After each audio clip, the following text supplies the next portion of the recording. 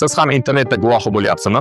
Erkaklik quvvatini birda oshirib yuboradigan, erkaklarni bepushtlikdan birda xalos qilib yuboradigan, sizga kuch beradigan, doim energiya beradigan qandaydir aralashmalar, qandaydir qorishmalar, yong'oqlar deysizmi, asallar deysizmi, Turkiyadan olib kelingan, chet eldan olib kelingan, mana bu narsalar sizni birdaniga sog'aytirib yuboraman deb reklamalar qilaverishi joningizga tegmadimi?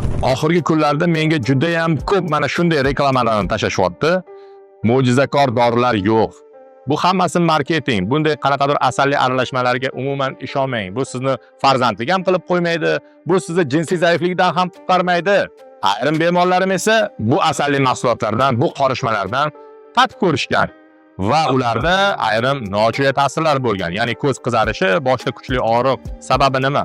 Sababi sizni birdan effekt berish uchun bular qandaydir sildenafil tarkibli, ya'ni Viagraga o'xshash narsalarni ichiga solib qo'yishadi va albatta bu sizning qon bosimingizni ko'taradi, ko'zlaringizni qizartiradi, boshqa kuchli og'riq beradi.